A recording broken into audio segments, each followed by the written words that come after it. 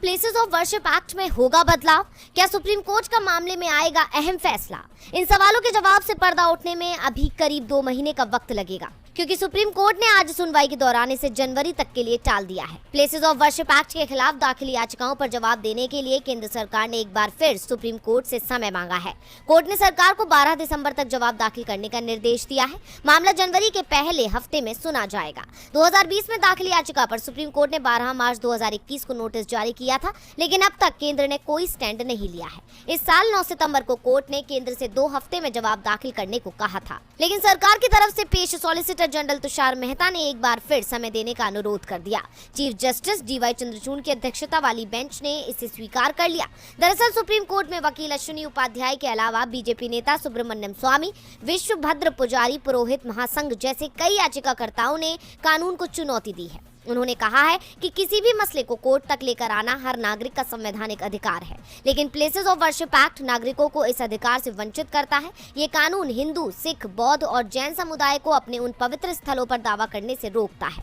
आपको बता दें कि the places of worship act 1991 की धारा 3 कहती है कि धार्मिक स्थलों को उसी रूप में संरक्षित किया जाएगा जिसमें वो 15 अगस्त 1947 को था। अगर ये सिद्ध भी होता है कि मौजूदा धार्मिक स्थल को इतिहास में किसी दूसरे धार्मिक स्थल को तोड़कर बनाया गया था, तो भी उसके अभी के वर्तमान स्वरूप को बदला नहीं जा सकता। इससे छूट के लिए सिर्फ पुरातात्विक अवशेष और एएसआई की देखरेख वाली इमारतों या स्मारकों को रखा गया है। इस एक्ट में बदलाव की मांग की जा रही है। अब देखना होगा कि कोर्ट क्या फैसला लेता है। हिमाचल प्रदेश विधानसभा चुनाव में बीजेपी नेता भी ये मान रहे हैं कि बागियों ने नुकसान किया है और अब बागी गुजरात में बीजेपी का नुकसान करने की तैयारी में है। गुजरात विधानसभा सीटों के लिए बीजेपी ने जैसे ही उम्मीदवारों के नामों का ऐलान किया, टिकट न मिलने पर लोगों का गुस्सा भी सामने आने लगा। बागोड़िया क्षेत्र से 6 बार के विधायक मधुभाई श्रीवास्तव को इस बार बीजेपी ने टिकट नहीं दिया। श्रीवास्तव दावा कर रहे हैं कि बीजेपी के टिकट गुजरात में नहीं, दिल्ली में तय हो रहे हैं। अब वो निर्दलीय चुनाव लड़ने मैदान में उतर चुके हैं। बीजेपी 1-2 सीट पर नहीं बल्कि 40 से ज्यादा सीटों पर मुश्किल में फंस जाएगी। बीजेपी नेता ही दावा कर रहे हैं कि अगर नाराज नेता नहीं मानते तो मध्य गुजरात की 6, सौराष्ट्र की 7 और उत्तर गुजरात की 7 सीटों पर बीजेपी की जीत बेहद मुश्किल हो जाएगी। 40 से 50 नेता बगावत की राह पर जाते दिखाई दे रहे हैं, जिसमें 8 से 10 तो मौजूदा विधायक हैं और पूर्व विधायक हैं। 2017 में चुनाव लड़कर मामूली अंतर से हारे उम्मीदवार भी आंख दिखा रहे हैं। ऐसे में बागियों को मनाने की कमान अब केंद्रीय गृह मंत्री अमित शाह ने खुद अपने हाथों में ले ली है।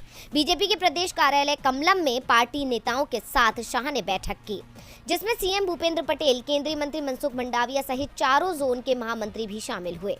इस दौरान हर उस सीट पर अलग से चर्चा हुई जहां पार्टी के खिलाफ बगावत के सुर सुनाई दे रहे हैं।